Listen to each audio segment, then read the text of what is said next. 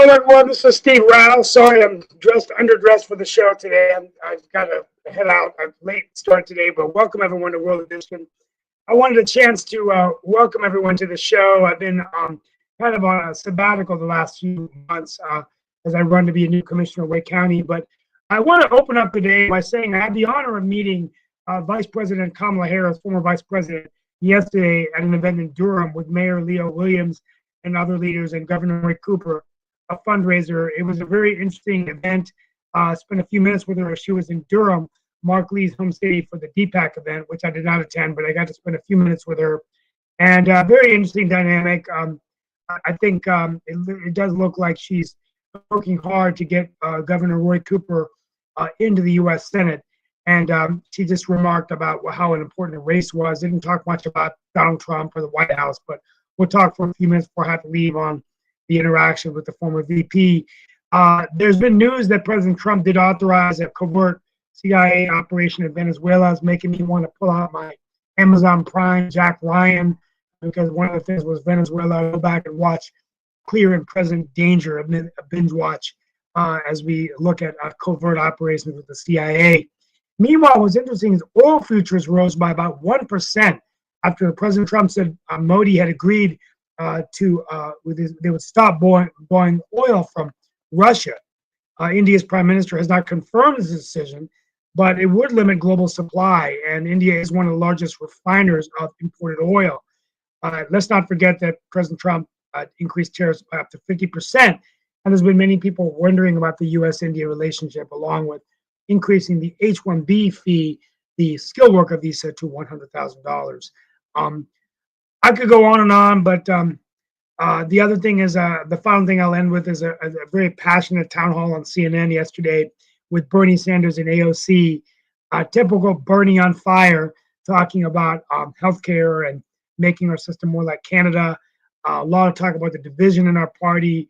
AOC was asked about Gaza. That was a kind of a hot topic about the monies and the support that the United States has provided Israel, and that many of these wars with thousands of Palestinians dead, schools decimated, is a wake-up call for all of us. Interesting shift. It looks like the more liberal part of the Democratic Party is moving away from a pro-Israel policy. So it's going to be see how this shapes out in terms of a presidential race in 28, and also the Democratic Party's support by the Jewish national community, which looks to me, based on what I'm seeing on the ground here, kind of upset at the Democrats right now. But I'm going to hand it over to Mark Lee so we can spend a few minutes, and then I got to head out. But thank you for letting me open up and looking back to returning after March 3rd as a opening up this show at least twice a week. Thank you, Mark. No problem. Sounds great and everything like that. So definitely looking forward to seeing what you've got going on. And how was the meeting with Kamala? Because it looked like it was. Yeah, it was interesting. I've been warned by some of my political advisors to not post it on Facebook or Instagram because it would explode into like a anti thing. The other thing is it was a last minute thing. I was going there for one of my partners at my firm, and I didn't want to post it on all the social network channels because then you know how it goes, Mark. People say you didn't invite me, so what comes on is an innocent thing. So I'm just going to maybe post it in a few days. But it was great. I mean, I think she's looks very worn down, very tired. Looked to me like she's lost some weight. But I don't think she's going to run for president. It looks like she's just really helping others out.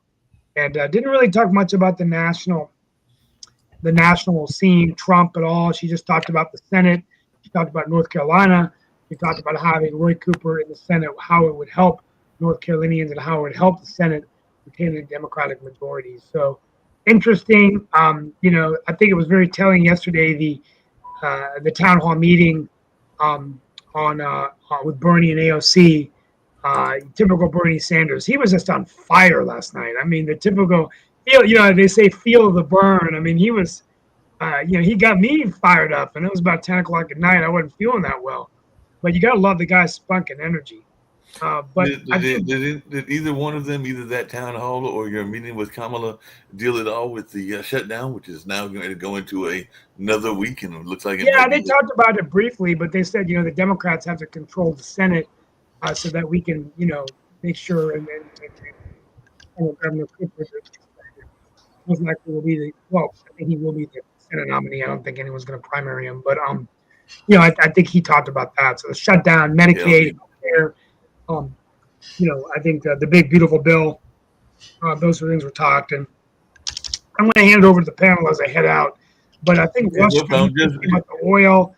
I think what I want you guys to talk about today is, Russia, oil, India, a covert CIA operation in Venezuela. Like I said, I think I'm going to binge watch Amazon Prime Jack Ryan today because I'm feeling the need to go see a little Jack Ryan. I don't know if y'all remember Clear and Present Danger, but that was a covert military operation, and maybe Jack Ryan exists in some form of capacity. But uh, thank you all so much for being here, and I'll be back probably tomorrow. But or actually, I won't. I'll be at the state fair. But everything's good, and Mark, and it was a great meeting, and I'm going to hand it over to my esteemed panelists. No problem. Just really quickly, how did Leo feel about his race here locally? Because I know there's been a lot of conversation even about the wanted poster and a lot of other things that have been going I on. think he's feeling pretty confident. I mean, he had such a decisive win in the primary. I think it's looking good for Mayor Williams to be reelected. I think it's up in the air with the mayor pro tem, Mark Anthony Middleton. I think he's going to be working hard for him, and I think he is supporting Ediion Freeman's opponent, Kopak, who I've heard is turning the corner and will most likely win that race, especially with the mayor backing him. I don't know what you're hearing, but I think Ediion could be in some trouble. Yeah, could be interesting to see how that plays out and everything like that. Looks like Chelsea Koku is his replacement, will do well and everything. Hey, Sasha, what is your thoughts around this whole notion of India pulling back on some of the oil production to Russia? I'm thinking that could be a win for Ukraine in their battle and everything like that against Russia. But what is your take on this latest news from India about reduction of oil from Russia? Yeah, it's you see, if India wouldn't be such a large country, then you could say that, of course, they're trying to please Trump and be so-called on the right side. But India is a huge country; it's a huge economy, and as Modi said at some point that India will decide what to do and whom to trade with, and so on. Yeah, It's a deviation from what he said. But again, for India, I think it's a very smart move because oil you can find elsewhere. You don't yeah, need to buy Russian oil. There is an abundance of oil in the Middle East and elsewhere.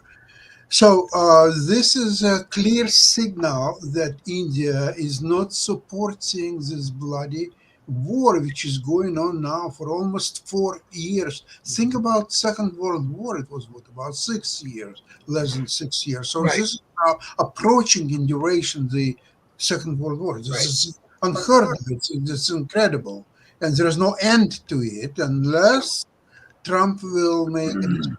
Tomorrow he has meeting with Zelensky.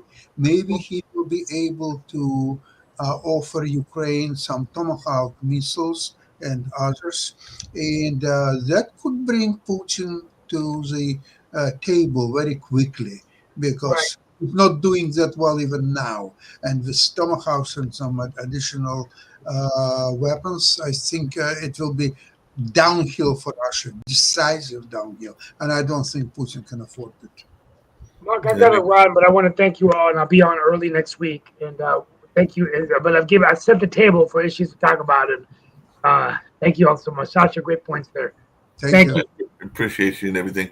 Hey, Rick, along the lines of what he was talking about with the table being set and everything, what is your thoughts around Venezuela and the fact that we're going to apparently have land attacks in addition to covert? Well, it's against the law, but who's going to who's going to enforce the law? The CIA in the 60s, 70s used to fiddle with other countries' governments, uh, not infrequently. And then laws were passed saying that the U.S. cannot do regime change in other countries. But it's like the Hatch Act. It's like there's nobody who's going to tell Trump no. Yep. Dr. Sharif, Because what's going on? I just read that the House has been in recess for 72 out of the last 84 days. They're Oh, not wow. even on the job. And that would be our only hope of curbing any of this. But no, everybody's out to lunch. Yeah. Everybody's out to lunch and everything. Yeah.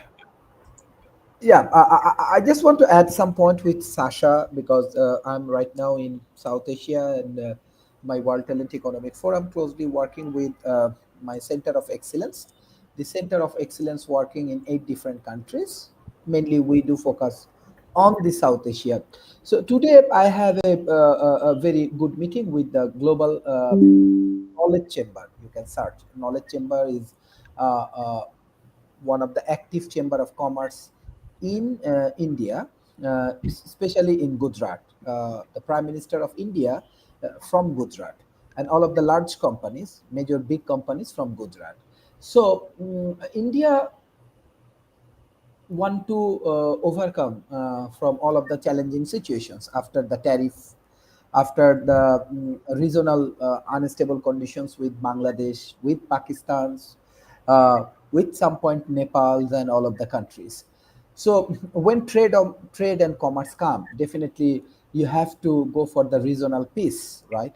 Regional political diplomacy, which is very important. So I advise to these knowledge chambers because my World Talent Economic Forum and this knowledge chamber, we are collaborating for developing 50 business initiatives, including this energy, uh, including this housing, healthcare, and all of the things.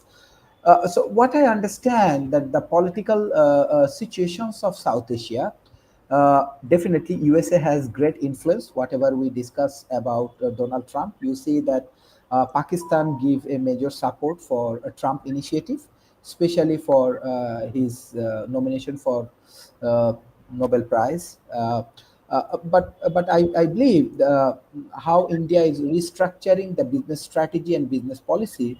That is the things they are doing right now. Next 1 year, how they can improve this regional peace. Number one, the global diplomacy. Number two, and the collaborations with the tech giant. So when we discuss about the collaborations of the tech giant, 2 countries in AI industry playing the major role. Number one is India and number USA, and number two is China. So this is the critical component for South Asia and for especially for India. Definitely, India is huge. India is very big. They have a lot of ally, but you know how this tariffs come to the business industries, how these technologies creating effects, how global peace is important, how the regional peace is important. That is the things they have to rethink. This is the same advice I give them, and they agree that yes, India should go for next 1 year, very short period of time, next 1 year.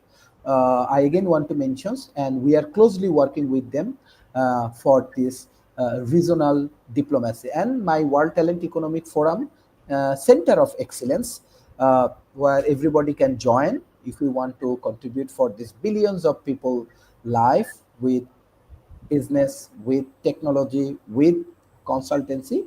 I want to welcome you all. But this will be very interesting move of India next 1 year.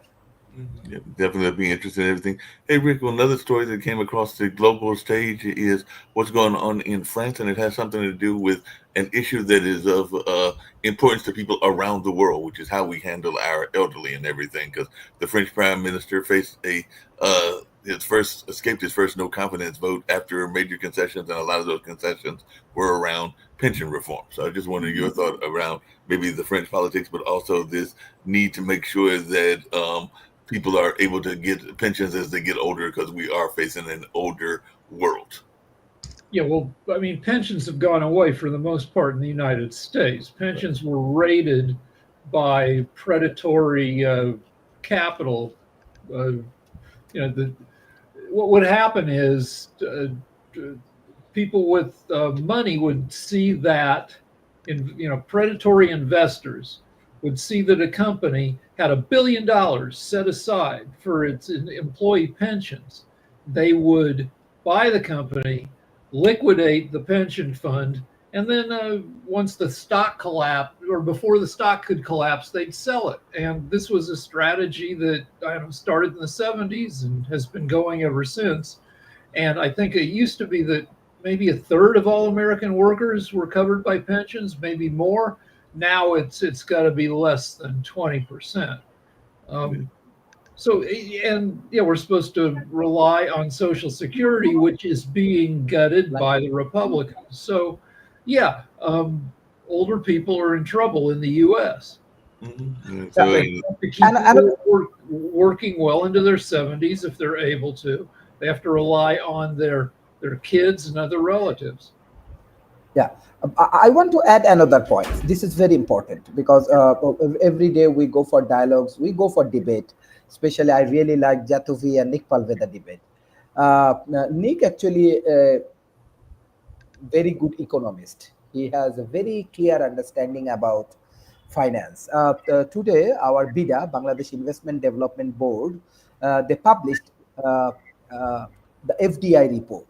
Can you remember, Nick actually, after this tariff issues come, Nick predicted. This is first time because I regularly follow Bangladeshi newspapers, these regional newspaper and everything. But in Port TV, Nick basically focus on that perhaps Bangladesh will get a lot of FDI and investment after the tariff issues come. And ultimately, he is correct. This is first time after 5 years. In 2021, Bangladesh get only $498 million.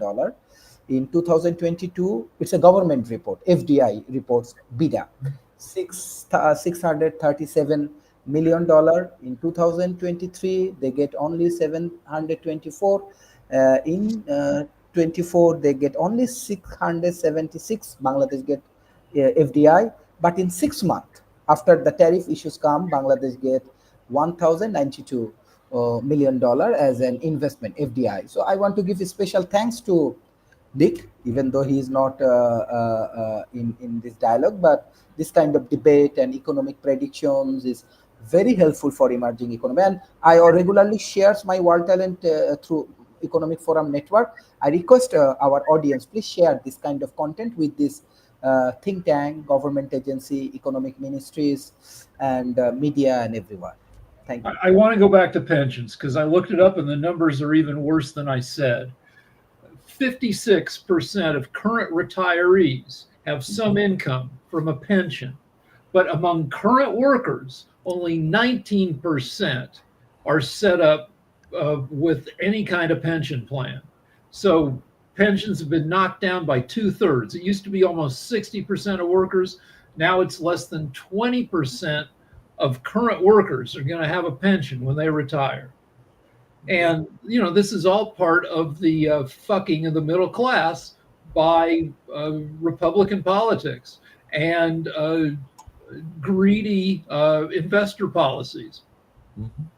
Speaking of people that are having all kinds of conflicts, there was a ceasefire, and now both sides are accusing each other of breaching the ceasefire because Hamas has said it has handed over all the hostage bodies it can access, and U.S. advisors are even saying Hamas needs more time to recover hostages' remains and everything. But Hamas is accusing Israel of breaching the ceasefire by killing at least 24 people since this past Friday and everything like that. So what are we thinking about this peace negotiation that Trump brokered and whether it will... All right, so the good thing is all the living hostages have been released. And there are 20-some, hostage bodies still being held. But, if Israel wants to go in and blow up stuff, they're not going to kill any hostages at this point. And Israel probably will. They have a history. Well, both sides have a history of violating ceasefires. So, so the good thing is, anyway, I'll just be repeating myself. The ceasefire is going to break. So. You have now with, again, with the situation with Israel, the situation with Hamas, also now another situation with Israel is there. Remember, they said they did not control the flow of food before the ceasefire, but now they've already said that they're cutting down 50%. of the food that's or the humanitarian aid that's going to go in and out of Gaza because of the situation because they haven't returned the bodies. So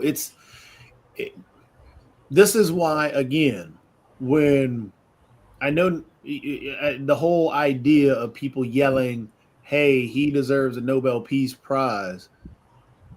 It was just a ceasefire.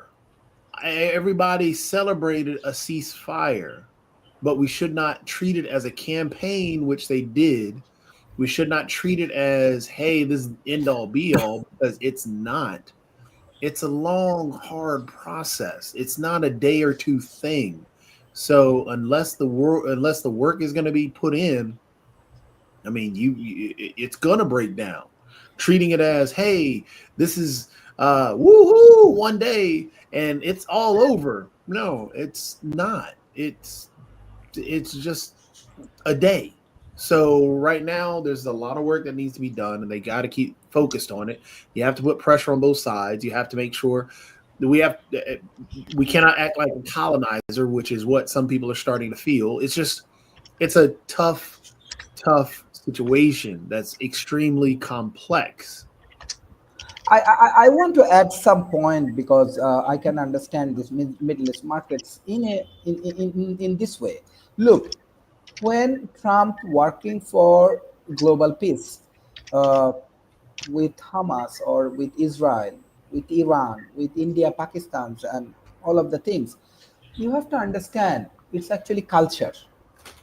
You know, let's say previously we see uh, Obama get a Nobel Prize for peace, but same time he go for different good discussions. We will do this, we will do that, we will do make all of the oral service. But on the other hand, he actually practice war and everything's in Middle East. Honestly speaking, this is very bad culture. I say something, I do something. On the other hand, honestly speaking, even though Trump is the worst president in United States, but for his deal, I want to support him because look, after that, the Pakistan Prime Minister said, yeah, we should follow it. After that, India said, hey, we have to restructure it. After his initiative, Gaza or Israel thinks or Hamas thinks, okay, we have to restructure it. Yes, this is difficult. You are 100% correct. But Trump initiative, I want to say it's not only USA, it's an impact.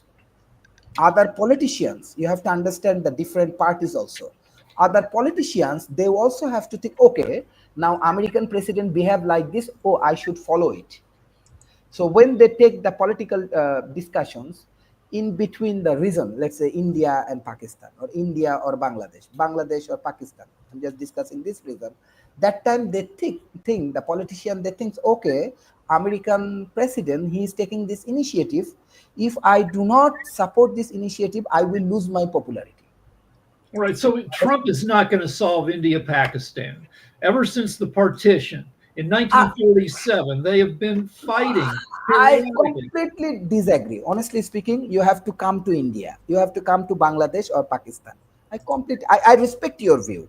It does not mean I do not respect. I respect your view. But there is a strong influence in politics. USA can make many things change in this region. Example, if USA do not support uh, Bangladesh students, honestly speaking, like all of the army come to front line, police come to front line, and they killed around 2,000 people, like 2,000 students. If behind the scene, the Western world do not support through UN say, hey, if you shoot these students, then you cannot get the job in UN, right? Definitely, US has influence. It's proven. I can completely understand. I can understand your frustrations. Everything is, but as an outsider, I'm just sharing the views. USA still, because of their military power, again, because of their military power, media, and investment, banking sectors. Uh, Even I'm a very big criticizer of Trump, right? In terms of immigrations, in terms of this tariff, I always criticize it. But still, they have impact. Even though if you think about China, Honestly speaking, if you go for these arms and these military issues, China definitely overvalued. Well, So it still has impact. and I agree that America has that It's culture. power that you're Culture. speaking about. Culture. And I agree about the cultural piece. Yeah. The reason I agree with Rick that I don't think he's going to be able to solve it is because Okay. of who Trump is, and not what you're talking about. Because I think the how fickle he is in terms of sticking with one thing and being able to see that one thing to completion. So, for example, and I'll go back to the Israel and Gaza situation right now. He wanted the instant gratification right afterwards. It's still a long process. And instead of waiting until the end, he wanted the answer now. And so, even with what's going on with India, that's going to be a long process. And I completely agree with the cultural aspect and the ideas that you speak of. Completely respect that idea and that viewpoint. But I don't have any inclination based on his history that he's going to stick with it to the end. That's where I think the disagreement comes from my perspective, that I don't see him sticking to the end because something else, another shiny object will come out, and then he'll shift his attention and his views towards that, and then that thing that was being fixed begins, that is very fragile. If we can keep Shaquille, if we can hear from Shaquille, who keeps coming in and out, I want to hear what he says. But I got to say that Pakistan and India are pretty good at limiting the scope of their conflict, because Pakistan has 250 million people, almost as big as the U.S. India, 4 times the population of the U.S. They both have nuclear weapons. They know that if they let the conflict get out of hand, the carnage could be incredible. So they fight with each other, but the conflict is limited. Shaquille, you got anything to? You got any thoughts on the Pakistan-India conflict or what's going on with the peace talks in Israel? No, I'm not going to comment on the Indian Pakistani conflict for obvious reasons. As far as the Israeli Palestine issue, look, it's very interesting. I a few days ago was talking to a few people, and somebody came up to me, a fairly high-profile person in Australia, and said, "Do you support this? Do you support that?" I said, "I don't know. I don't know. I don't know how to feel about this issue." And they called me whatever names they called me. How are we going to know this? How are we supposed to know? It appears to me that if you criticize Israel in any way, you're an anti-Semite. And if you criticize Palestine or the Muslim reaction to that, then you're somehow anti-Islam and a racist. The reality is that most of us that live in the West, one, we all want to live in peace, and two, we're kind of frustrated, okay? I know many people from many different religions and many different cultures. I don't hate somebody because they believe something different to me. How does that translate internationally? It doesn't. Because what we're all being fed is what the media tells us and whatever media we're watching. And if you happen to be somebody who watches all sides of media, let's say you watch Piers Morgan or the Young Turks or any of the other media, or the podcasters, what conclusion could you possibly draw? You've got people who are passionately on the side of Israel, and you've got people who are passionately against the side of Israel. And we're left in the middle going, oh, okay, well, look, I'm not sure. And I think the worst thing that could possibly happen is what is actually happening. That it's dividing us as people because we don't know how to feel about these issues. And And I'll say one last thing. And as for Charlie Kirk, look, I am not going to make the assertion or the allegation or buy into the conspiracy theory that this was some sort of Zionist, conspiracy theory that killed him. Right? There are unfortunately some crazy people in the world. But what happened to him is wrong. And what I'm most disappointed about is those young people that have gone out there on social media and celebrated his death. I wouldn't celebrate the death of somebody who's on the left. He didn't deserve that. He died in front of his kids. He died in front of his wife. And what was he doing? People say he advocated for guns, or he advocated for Christianity, or advocated for this or that. At the end of the day, he was going to university and college campuses and saying, talk to me, let's have a discussion. He didn't deserve to die. And I'm very proud to be part of that organization. It's wrong what happened to him. Yeah, nobody. I don't blame the left for that. The only people celebrating his death are dickhead edgelord incels who are by far not even 1/10% of Americans. They're just people that are the same.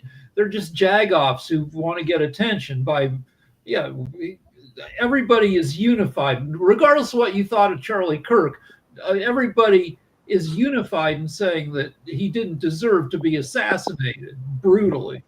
But so I want to talk about American Jews. Not that I can speak for all of us, but there are, outside of Israel, there are more Jews in America than in any other country. And, when I was a little kid, I was taught in Sunday school, whatever Israel does is right. But I think the last 2 years have forced American Jews to think about, to separate what they think about Israel and what they think about Israel's current leadership. And I feel like the majority opinion is that both, Hamas, murderous dickheads, Netanyahu, allied with murderous right wing, his coalition, is a bunch of murderous right wing dickheads on both sides. We still support Israel, but we don't like Netanyahu at this point. On that, I'll tell you what, nobody denies Israel's right to defend itself. And after 7th of October happened, Israel had no choice as to defend itself the best possible way. Netanyahu, although a lot of population in Israel disagree with his politics and many other things, but in a case of the existential war, he was supported by close to 100% of population of Israel. He became national leader. He will go into history of Israel almost on the same level, if not higher, even than Golda Meir or Moshe Dayan or Ariel Sharon, Menachem Begin, and all the heroes of Israeli history. Dr. Sharif, I have a question to you, because you were talking a lot about Donald Trump and his role in international politics and so on. Now, when this I wouldn't even call it peace, the ceasefire agreement, or at least something happened, whatever is in the Middle East between Hamas and Israel, and Trump snatched that to himself. So it was Trump who arranged that, it was Trump who masterminded it, it was Trump who did it, and so on and on and on. So the question is this: if that's true, why Trump didn't do it a month ago, 3 months ago, 5 months ago, 7 months ago, and so on? Could you tell me, please? Okay, very good questions. This is very complex questions. I cannot solve it because Trump, if you think he's a president of America, most powerful man in this world, I think his position is third, but definitely most powerful man. But I can advise one thing. because this Middle East crisis is a long time, long time.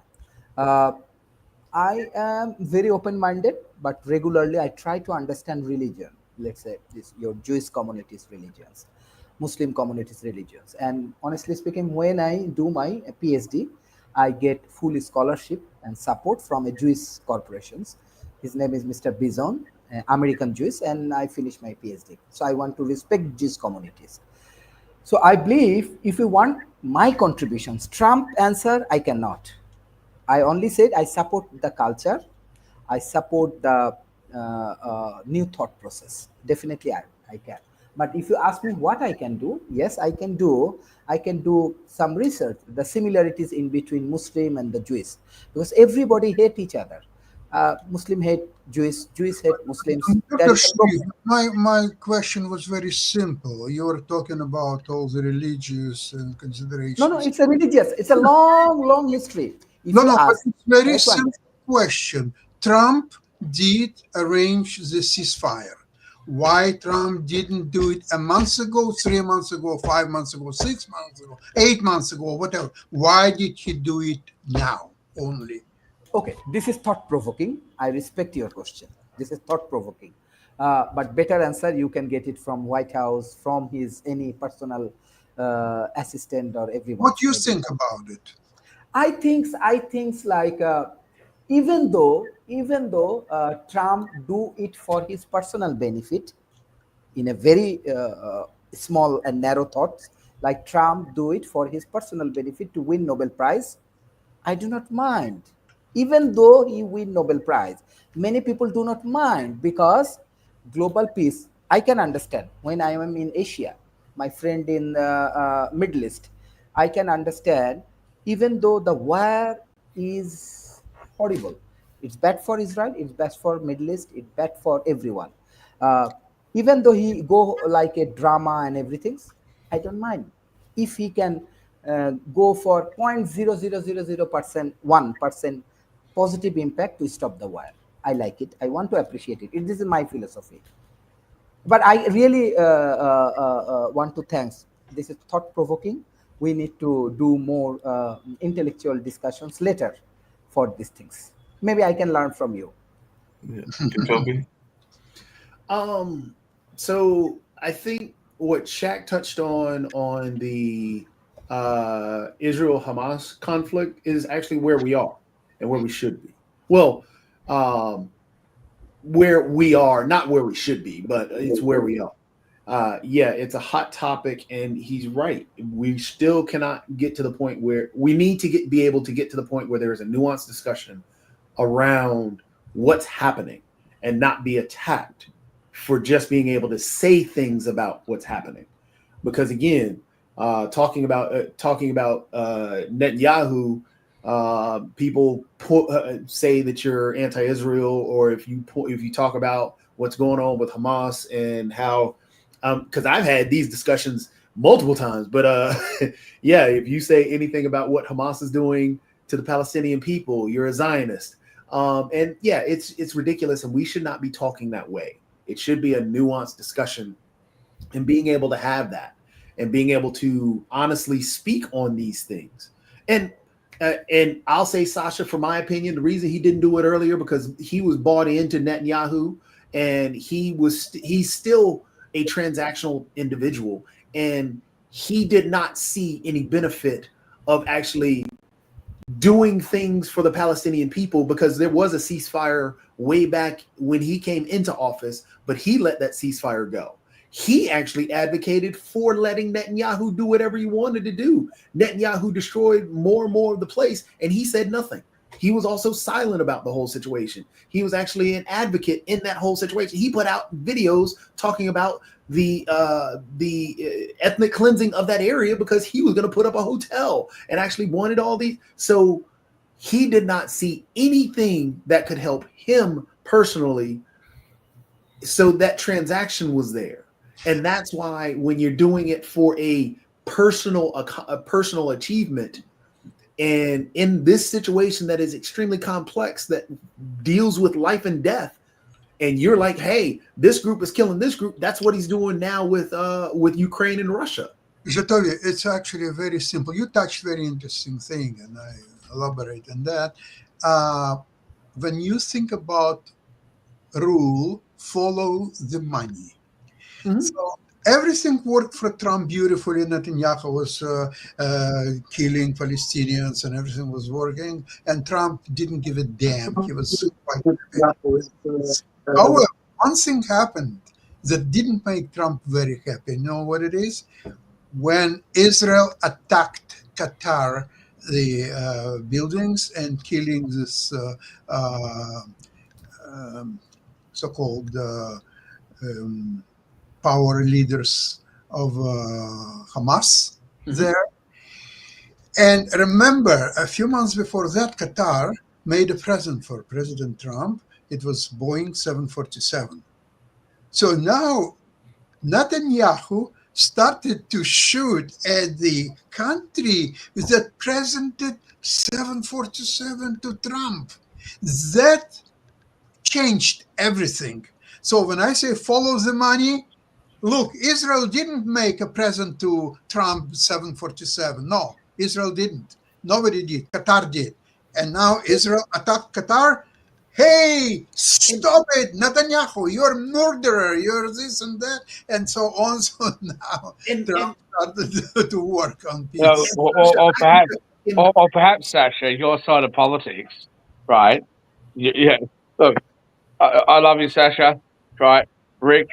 I love Likewise. you guys, but seriously, your side of politics on the left that sits there and allows anything to happen, and then when the right says something, it's all of a sudden political.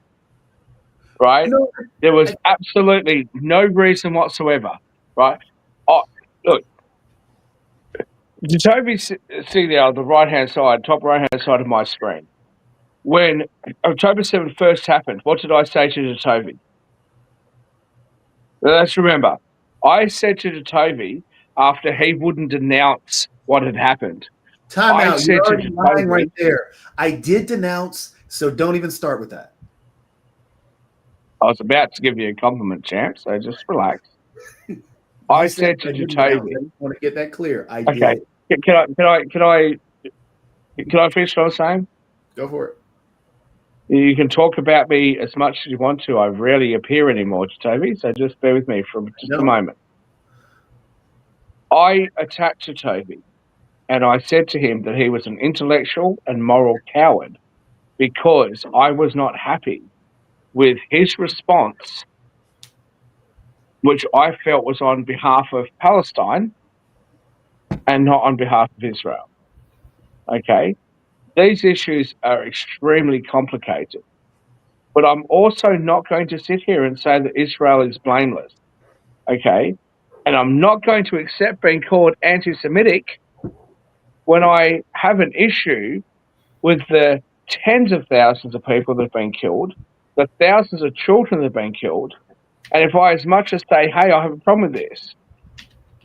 I personally believe that when you have diplomats trying to negotiate an outcome that have gone to a neutral country, Qatar, and Israel does what it does, that was wrong.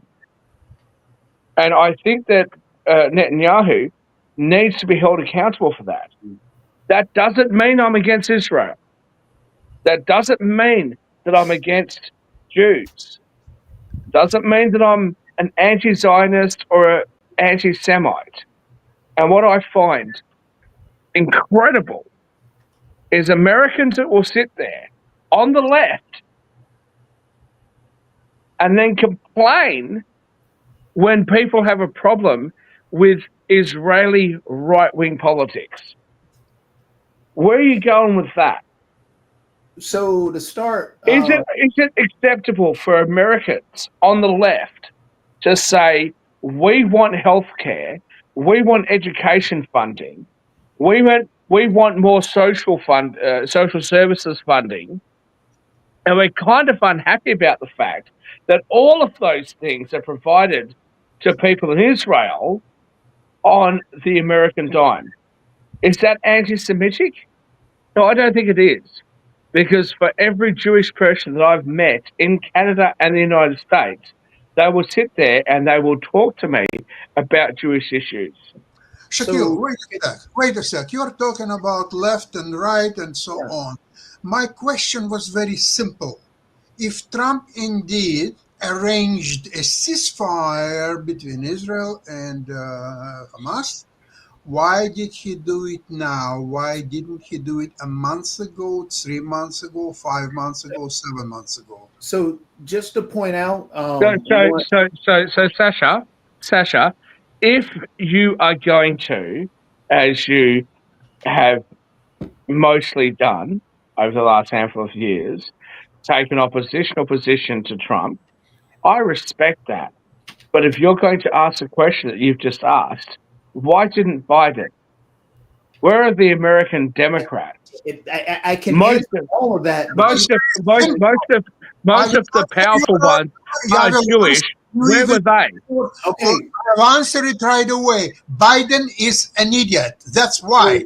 So But why Trump did it? And what about Schumer? Did it? What about Schumer? So Biden is hold on. Right now, an idiot. Why Trump, with his powers and his stature in the world's politics, why he didn't arrange for ceasefire a month ago, 3 months ago, 5 months ago, saving so many lives? Why? What was he waiting for? So to I'll answer that for you, Sasha, because exactly for the same reason, on the left or the right, that you see what we've seen. It's left and right. We've seen a split. Left and right. No. Answer direct question. Why? What Trump did? I'm going to answer it. I'm going to answer it. How's Ted Cruz's interview? How's Ted Cruz's interview with Tucker Carlson, where he walks in and he goes, the number one thing that I want to, that I came into the Congress to support was Israel. And then when people on the right go, hey, what about America first? Right? What's happened? What we've seen is a split amongst the right. We've seen a split amongst those MAGA Republicans, amongst those people that think that our countries and what we stand for actually matters and stands for something. So again, what do we see from the left? What do we see from the left? More immigration. Let's bring more people in. If you really care about the issues that you say you care about, and you really care about Israel, maybe you'll stand up to some of those Zionists that advocate for the things I've advocated for. My question. Nobody's listening. I have numbers. So a majority, according to a Washington Post survey. With the greatest respect, Rick, Googling numbers doesn't make a difference to how people feel and their emotions. This is a survey of how your politics in America, politics in America is so venomous, and it has affected everybody around the world. Now you're not listening. Let me get a word in here. Let me get a word. So, Washington Post survey of Jews this month, recently, 32% of U.S. Jews approve of Netanyahu. 68% do not. So the U.S. Jews are not a unified monolith defending Netanyahu. Most of us think he's not a great leader.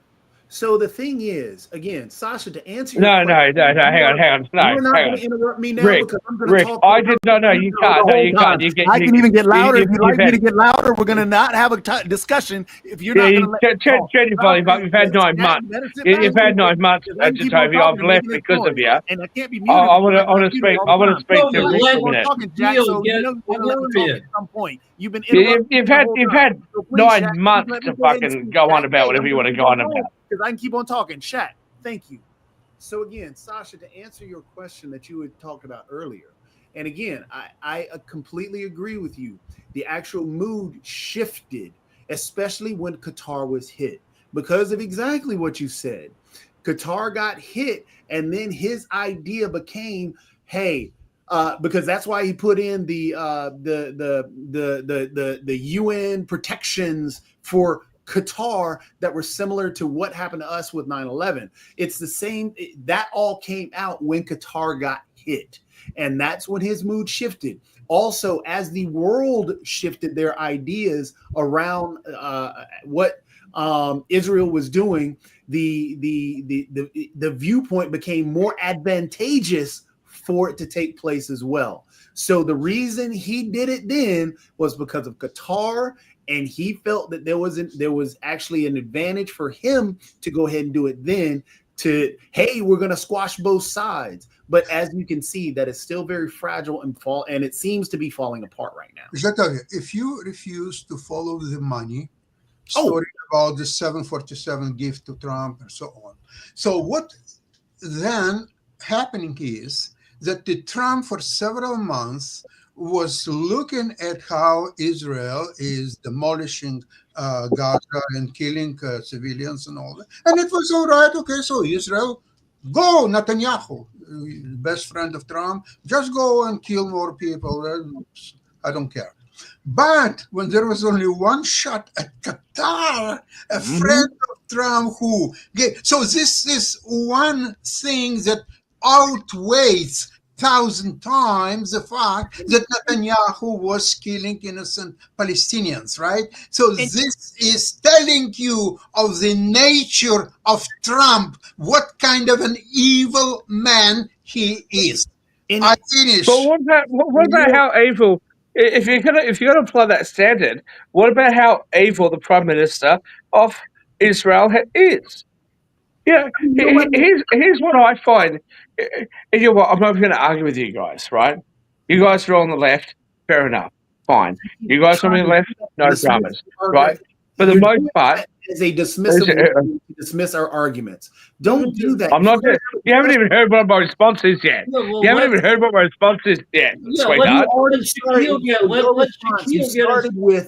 You started with insulting me, saying, "Oh, well, you didn't denounce," and then, "Oh, I'm going to compliment you." Well, I called you very intellectual. You did it. Yeah, but you did it. Just have you did it. Look, we can pull the tapes if you want to, Jatovi. You didn't at the time, and at the time, I was in support of Jewish people, and I said that what was happening to them was wrong, and you wouldn't say a word. And then you came out after Democrats came out and said, after the most left-wing Democrats came out and said, how many lives does it take? Then you came out, and I actually got the talking points from the DNC, and you repeated them verbatim. Jack, pull the tape and stop complaining. Have a discussion if you're going to talk. But if you're going to sit here and attack, then sit back, relax, and let the grown folk talk, okay? Well, okay. Well, I'm so sorry that you feel that you're the grown folk and I'm the little immature child. But can I give you a little bit of parenting advice? Most parents allow their little petulant children to speak so that they can correct them. Who is inebriated right now? So please do sit back and relax, Sasha. Rick. Okay. So I can't speak about the Israel-Palestine issue because now I'm going to say something that might upset some of our Israel folks, and you're going to sit there and tell me, "Oh, Shaquille, maybe you're inebriated." And at 1 o'clock in the afternoon. That's what you sound. You're slurring your words. No. I've got to start the chat, so I've always slurred my words. Nope, not like this. Talk about the freaking issues instead. I would love to talk about the issue.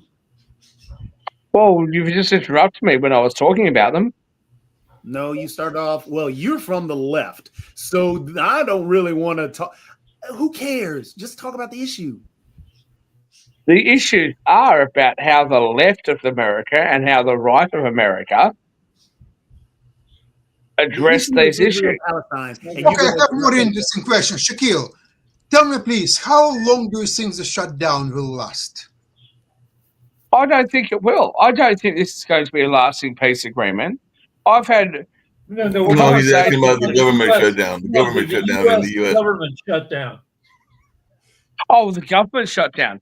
Okay, well, I'm going to address the other thing that I said. Yes. I don't think that lasting peace is going to be achieved by the current proposal or what's currently happening between which has been broken by the United States, because I think that Donald Trump and his friends have done something or have forced something that isn't going to work.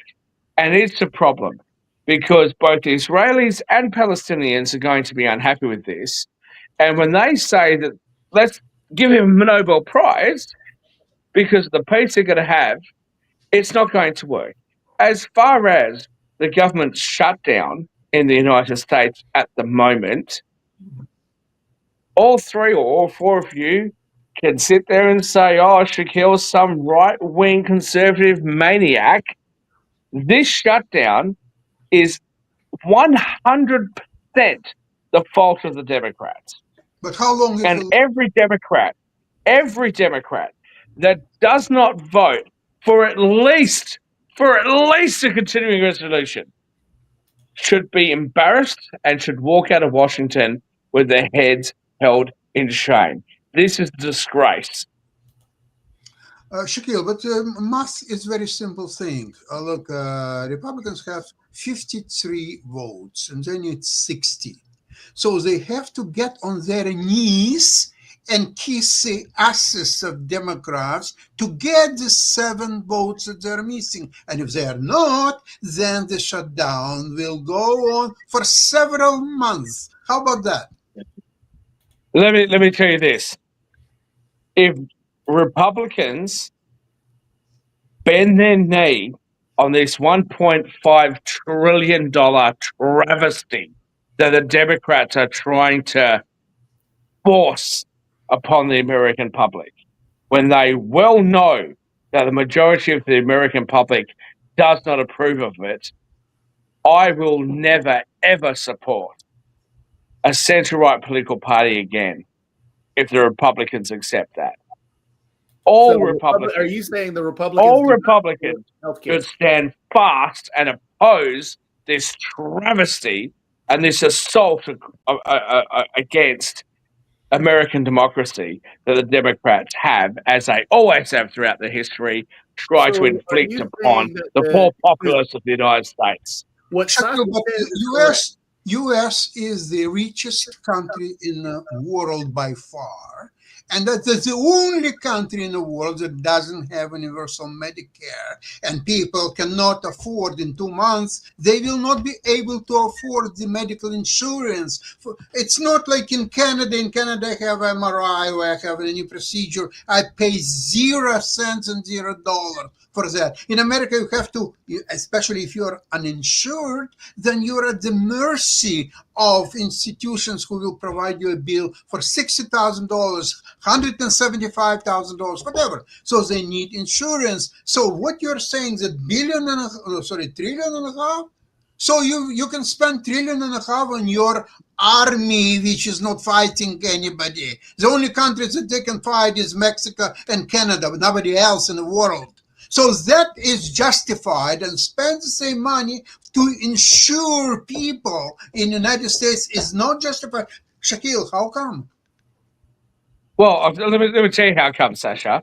Because if reality even remotely reflected what you've just told our audience, I would agree with you 100% that it's wrong. Okay, but that's not what's going on. Okay, if Democrats are really so upset about the healthcare tax thing being ended, fair enough. I agree with them. Actually, I agree with them. And as you well know, I think that the situation with American healthcare is a disgrace. I think that Americans on all sides of politics should be embarrassed to go to other leading countries in the world and have a healthcare system the way that they do, right? It's awful. But that is not what is in front of the Congress today. And what we have seen at the moment is that Democrats are trying to force $1.5 trillion worth of things that are actually controversial. What they are saying is, we won't even agree to a continuing resolution. We won't even agree to just keeping the government open while we can negotiate and debate these subjects. You said a bunch That's the Democrat. Because the Democrats are today, as they always have been, a hateful group of people and have always tried to oppress those that below Let's them. be a little bit more specific and not generic. Sasha's asked you multiple times, and you keep saying, well, it's against the Democrats. The Democrats want to throw this stuff. What is this stuff? Can you tell us what they are actually standing up and fighting for? Your girlfriend, the president of this network, would be upset with me if I went through the entire list and went over our allowable time. But I'll be more than happy. I'll be more than happy to appear. I'll be more than happy to appear tomorrow. I'll be more than happy to appear on our next show and go through the entire list of the things that Democrats have unreasonably demanded, Jacoby, if that's what you want. The funny part about it is Nick was able to talk about those 3 key points pretty easily. You came on here and just even now said things, stuff. Oh, there's all these things. When Nick actually already went through 3 things, even Dave went through the 3 things that they talked about. But you keep randomly talking about some infinite list and all these things. So the problem here is that, Shaq, you legitimately have no argument. So you're making up these generic words, not answering the question, and trying to make some fear tactic. It doesn't work. We're all educated here. I'm sorry. Just like you. Did you say? I'm sorry. Did you say fear tactic? Did you say fear tactic? Is that what you said? Specific? Can you be specific? Yeah, I can be specific, but I've been told not to go over time, so I'm not going to. And I'm very happy to come back onto another show. Okay, I'm very happy to come onto tomorrow's show. So are you going to talk over to me? You going to talk over me? If you come tomorrow, please don't come inebriated. Sasha, this is always fun. And I'm not in there. I love talking why do you? You know what? No. I want to address this. Sorry, no, Mark. You give me a moment to address this. I'm gonna try and load it up and test it out a little bit, and we can try to play that game. Have a fun, happy Friday instead of a straight up argumentative, yelling at each other, talking over each other. Because I think we need a break from that in the first place. But I haven't been here for like 7 months, dude. And no, he had proposed this yesterday. It's a game that he was going to do for 30 minutes or more of the show tomorrow. He proposed this yesterday, so this is something out here. Anyway, if I could have a moment, right? If Toby wants to sit there and say, because there's been some articles about me losing millions of dollars while I was drunk at a casino, right, on Google. Like that, I didn't even know about this. So you're coming on here to tell us new news, okay? Have you finished? I mean, you don't need to come. No. Just let me. I don't upset you. I don't upset you because I know how sensitive you Democrats are. So just let me know. Just let me know when you're done. Overtime, Mark, Sasha, I'll see y'all tomorrow. I mean, this confessional part I'm not here for, because that's not any topic that we need to discuss in the first place. That's fine. That's fine, and I'll invite you back when I think that you're a Catholic priest that I need to confess to. Okay. If he wants to sit there, it was nice to see you. About what he had said earlier. You're all going to go? No problems. I'll address it to the audience still watching.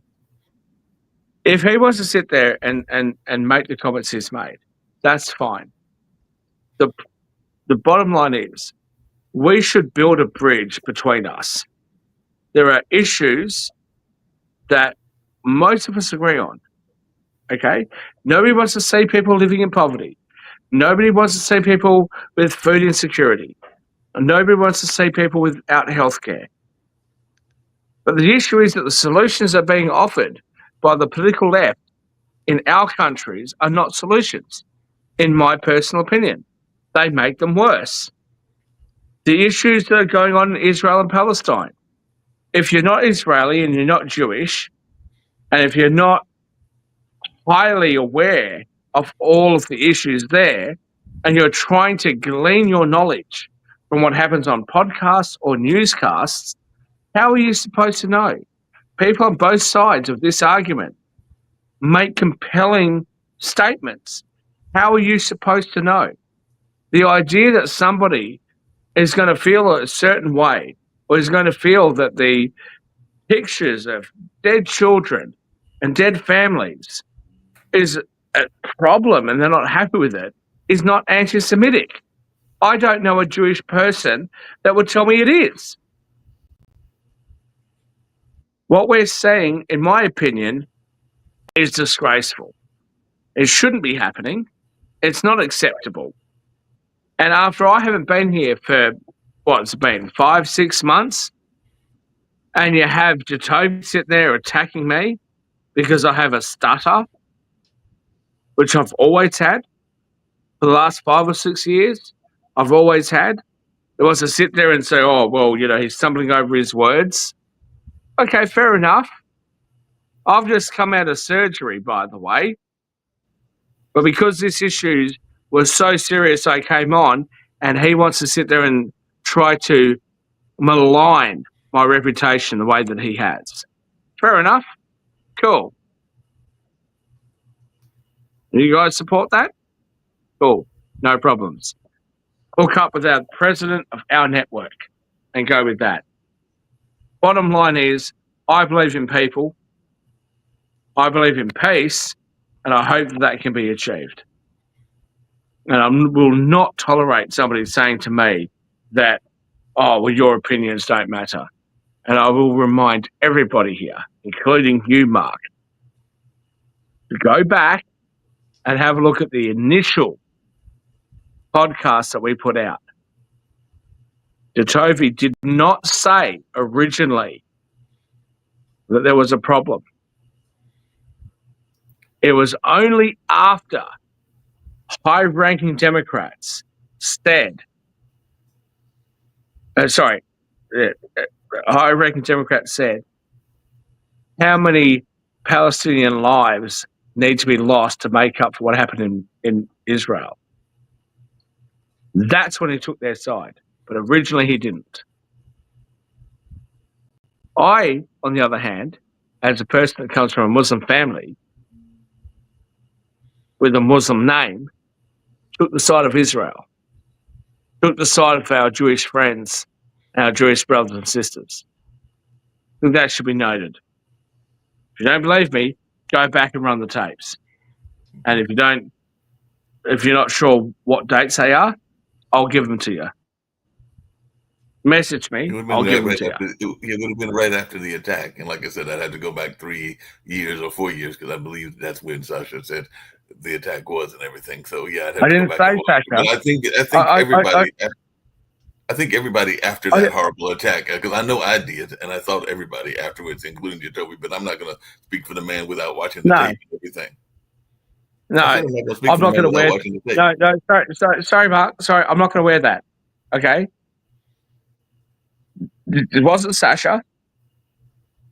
It's nothing to do with Rick Rosner. This was very specifically him not being prepared to stand up for Jewish people, and then today being prepared to stand up for them. Okay, without any explanation as to why. It's the same argument I have with BLM. It's the same argument I have with any race-based thing. Every person on this planet deserves to be respected, and their lives deserve to be respected. And if you have a position that is opposite to that, I don't care what skin color you are, I don't care what nationality you are, I don't care what religion you are, and I certainly don't care if you think that I've got a stutter or that I don't speak clearly enough. It is absolutely unacceptable. And people have their own I was 37 years old.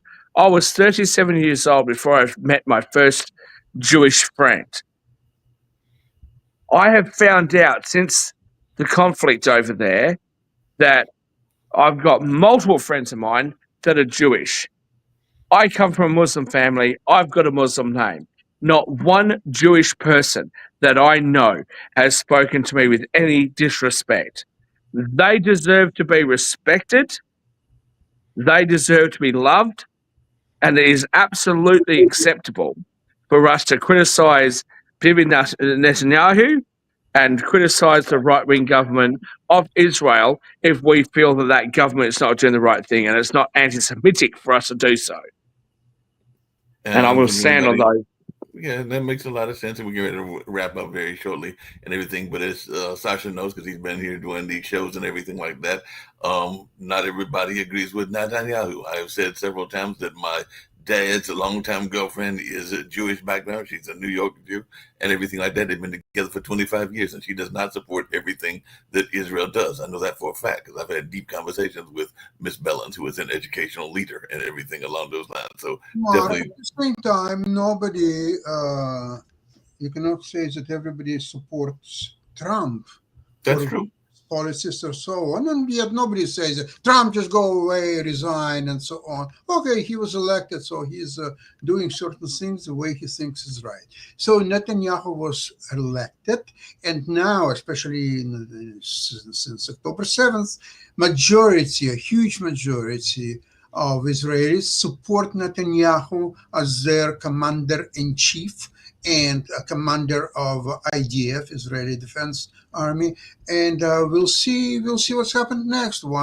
If and when the war will be over and there will be an election, we'll see how he will perform in election. Maybe he will be completely losing candidate, or maybe he will defeat everybody. Nobody knows at this point. So whenever we are talking about the Netanyahu, he's a murderer, he's a bandit, he's this or that, hold your horses. It's a wartime. No, Sasha, with the greatest respect, that's not what was said about Trump, was it? What was said about Trump? Oh, he's a Nazi. He's, a mass murderer. He's this, he's that. It continues to be said today about all these negative things about Trump. It's only under the most begrudging of circumstances that some, not all, but some Democrats will give him some credit for the peace deal that he's negotiating in the Middle East right now. Okay, so my question to you is, why is it okay for people on the left to criticize Trump in the way that they have, to rile up rhetoric as the hopeful Attorney General of Virginia has done, okay, where he's fantasizing about killing the Speaker of the House and his children?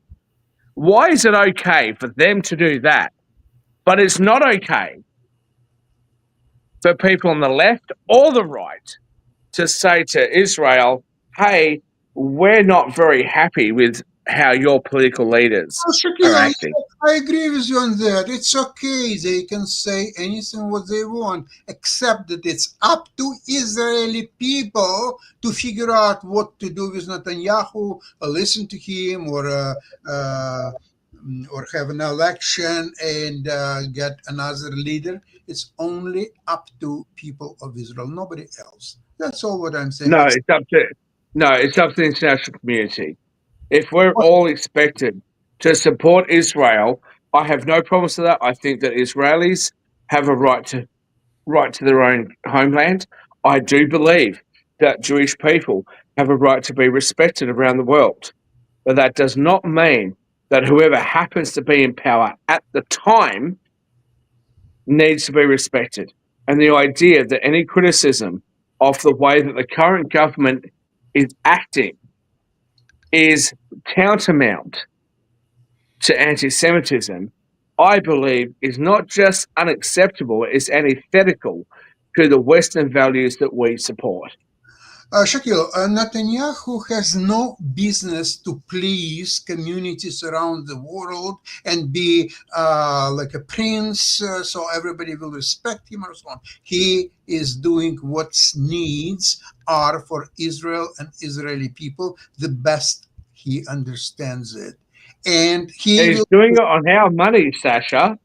He's doing it on our money. Our people, for decades, across all of the Western world, have gone into violent, bloody wars in the Middle East on behalf of Israel. And I am not suggesting that Israel doesn't deserve to exist. I've just said to you very clearly, I think that they should. And I think the Jewish people should be respected. And I respect Israeli people and I respect Jewish people. But the idea that you cannot criticize the current Israeli government Okay, you're without being called right. You anti-Semitic have to is a criticize. disgrace. Okay, you have right to criticize. Do it. Criticize. That's okay. But it doesn't mean anything to Israel and to Netanyahu and Jewish people. You can criticize all the way you want. That's your right. I agree with you. Yeah, absolutely. But perhaps those of us that are centre right, who are being forced further right, as you've seen a split in the MAGA at the moment with people like Tucker Carlson, right? With people like Candace Owens, who was denied a visa to come to Australia Yeah, we talked about that because she was saying something anti-Israeli. Perhaps those of us that believe in real freedom and the ability to express our views and freedom of speech might start sitting there and saying, hey, why are we not allowed to criticize Israel? And the reality is that every Israeli that I know says, you should be able to criticize us. You should be able to have these conversations. It's not about us criticizing Israel. It's not about us criticizing Jewish people. What we're being told is we can't criticize the current government. We can't criticize the people in power.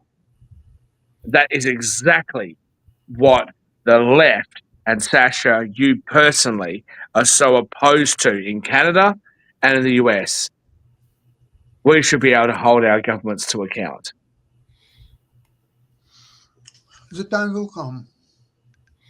Yep, and on that note, we're going to get on out of here and everything like that because I know that we've had a very rich and robust discussion. Didn't even get to two of the issues that I wanted to get to, which is Doctors Without Borders losing its right to go into Haiti, which is another country in crisis and everything, as well as what the Catholic Church said, where they should have been holding their church members accountable, and that they said that people that were abused need to be receive some reparations and everything like that. So we didn't even get to those topics, which I think are very important human rights topics to kill and everything. I'm going to throw another branch out. First of all, I don't know. I believe that Toby didn't know that I've just come out of surgery, so he probably doesn't know. He probably doesn't know that. So we'll forgive that. Thank you to Toby, to Sasha, and to my other Jewish friends. Look, I love you guys. Those of you that I've met in person, I love you guys. Those of you that I haven't, I love you guys. We want to move towards a more peaceful planet. It breaks my heart that we have what's going on. I don't believe that Trump's plan that he's got right now is going to solve the issue. I don't believe that. But we shouldn't be fighting amongst each other. We should find common ground. So, from the bottom of my heart, I don't appear very often anymore. I love you guys. Hope you love me back. Yeah. We can live a more peaceful life. Yeah, Thank definitely you. agree with you on that. And on that Let's note, work we're towards out of here. And we'll have World Politics at around 5. I've actually got to get ready to go to the Hayti Center to meet with some people to talk about Black history. So I know that'll be an interesting conversation because the gentleman wants to talk about Black Wall Street. So I'm going to head on out of here. But definitely we're going to get on out. I'm sorry? Sorry. No, I was putting it away. Yes, because it's a cheap shot, but yes, Black history is so important, Mark. This is a podcaster that I don't know from Adam. Like, he called me because he was here because Kamala Harris was in Durham, and actually Steve Rao opened the show because Steve Rao actually met with Kamala yesterday, which you probably missed that part and everything like that. But he would. No, I saw it. He's met with Biden. She was doing. He's met with Biden and all the rest of it. Yeah, she was doing a book signing and everything like, but it was a high price book signing. So I know a lot of people that would have liked to have gone to the book signing, did not go to the book signing because. But you know what? Cost too much. You know what? You what I so resent, and I know you don't like me saying this sort of stuff. But you know what I most resent? I was out tonight, and people went, "Oh, it's so amazing that somebody like you supports the, centre right." Well, they didn't say that. It's the conservative movement. I said, "I'm not a conservative." Right? I don't want conservatives in America to hold me as their own and go, oh, look, we've got somebody of color. The idea that you guys on the left will do the same thing, oh, look at my skin color. You should come to my event. I think it's disgraceful. I think it's awful. And like I said, there's I a think lot of it's people divisive. that there's, like I said, a lot of people would agree with you. A lot of people, including some socialists, would agree with what I was talking about with Leo, our current mayor, and everything, because he got some pushback because one of his opponents put a wanted poster out and everything, and people found that was a distasteful way to do politics. And I actually wrote that it kind of reminded me of Willie Horton and everything like that. So there's a lot of things that go on the left on politics. But the person that put out that poster actually said that they were a socialist. The connection between that in North Carolina and Willie Horton. Come on now. No, but they Come on, Mark. No, I'm just saying that they made the parallel because they actually used this. The person that put up the poster was actually running for another city council office in one of the wards, and they said that they're a socialist, and they actually used Frederick Ingalls, and they said that it was a form of social murder, which is why they put the wanted poster. And the notion of social murder is this notion that the conditions can create murderous situations and everything. Therefore, that is what social murder is, and it is a socialistic principle. But that's why she used the Look, I'm really, really sorry for those of you in the United States that have felt this kind of hatred, right? That is told to the rest of us around the world on TV. That has not been the experience that I've had in the United States. I think that the everyday American person is a friendly person, a cordial person, a welcoming person. That's been my experience, most certainly through the South. And so those people that are going to go there and say, oh, yeah, it's such a racist country and this and that, I'm sorry. Maybe that's happened to you. I don't know. But that certainly hasn't been the experience that I've had. Actually, different people have different experiences. I've had some experiences that could be considered racist and everything like that, whether it was in corporate America, because yes, I have done work in corporate America as well as everything, and whether it's been and I haven't. I did not say that you had not, Shaquille, but I'm just saying whether it's been in those environments or not and everything. And like I said, this gentleman reached out to me because he knows that I am now considered the staff historian at the Cultural Arts Center that I work for and everything like that. So he just wants to learn about Black Wall Street, which is what we will be talking about in about 2.5 hours. And he wants to learn my thoughts around that. And let me ask you a question here, Mark. Mm-hmm. So I've got some friends that are here at the moment, right? Mm-hmm. People here that actually picked me up from the hospital. So I'm saying I'm stuck from my words a little bit. Right? They picked me up from the hospital earlier. Nothing serious. Can I have a history of White Wall Street? Yes. Because I'm not white, right? Because I'm Indian by blood, right? Many generations away from there. But you're many generations away from Africa. Can we have a white Wall Street movement? Can we sit there and say, hey, we want to talk about all of the achievements that white people did? Can we talk about the French and the Dutch and the Germans that helped the United States overpower Mother England to become a republic? Can we talk about that, or is that racist? You can have here's the thing. No, you can have discussions about all that. You guys want to sit there and continually talk about the color of your skin and it's Black Wall Street, it's black this, it's black that. We need affirmative action for this and that and the other. Well, and what you do you diminish the hard work and the success of people of color like myself who have bloody earned it. Shaquille, you're dismissing the notion of what created Black Wall Street in the first place. Black Wall Street, from a historical standpoint, and I know this for a fact, were created at a time.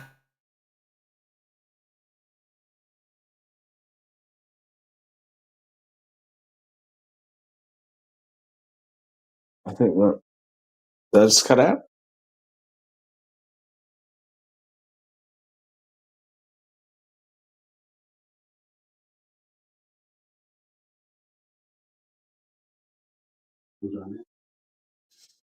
No, we can go over, but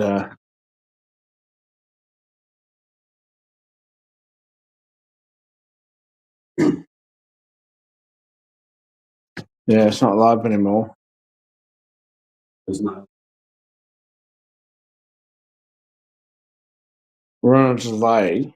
Everyone. Last thought runs. I might just have to jump off this because it doesn't look like it's